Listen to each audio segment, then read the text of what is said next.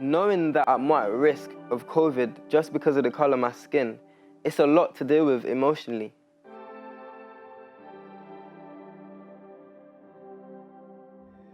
My name is Stephanie. I'm a biomedical scientist and I'm about to have my first child during the pandemic. I'm Aliano, I'm a musician from North London. My name is Simon. I work at St. Thomas's Hospital. So I think for us, Covid-19 has really shone light on the long-standing inequalities that have been experienced by Black and brown people. You can't think about Covid-19 without considering Black Lives Matter.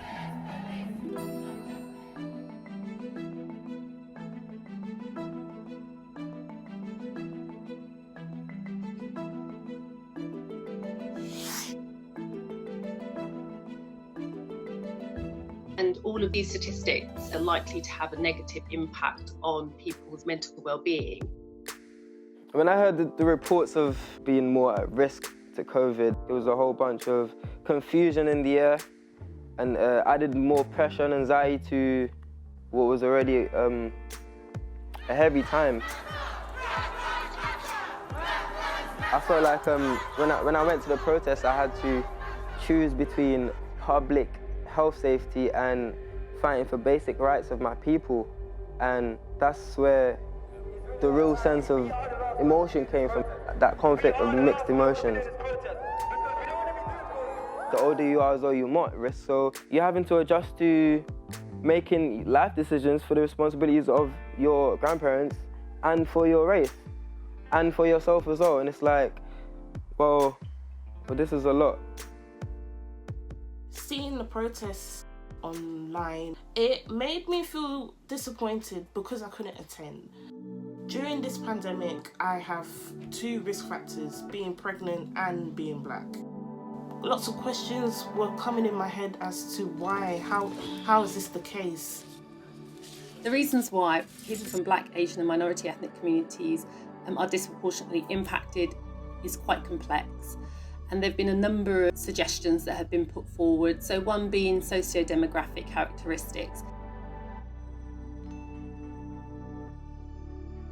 But what we also see is that once you adjust it for socio-demographic factors, that inequality or the inequity still remains.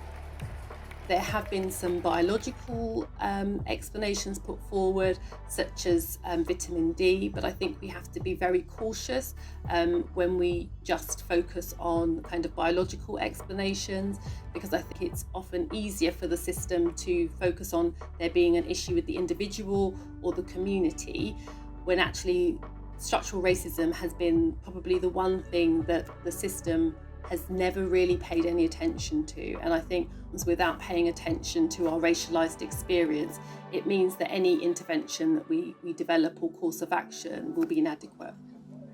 It's just a lot of feelings of anxiety, definitely, as I didn't know what to do, how to protect myself and protect my child. It really has had its challenges. The lockdown experience, I don't even know where to start. So much has happened. I feel like time's just flown by. Early March, my dad actually ended up getting corona. He's a nurse. He was bedbound for about 3 weeks. It was a roller coaster journey. We found him on the floor in the middle of the night, dripping in sweat. Me and mum helped him up, got him back to the bed. And that's when I think me and my mum just had a mental breakdown. Like, it came across my mind, like, wow, like I might actually lose my dad or he might die. Didn't know what to expect, didn't know who to blame, didn't know what to do, just felt alone.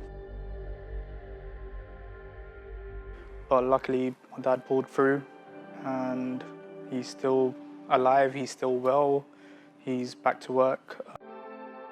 I know a lot of people suffered a lot more, they lost their loved ones, but what I went through, I wish that on no one whatsoever.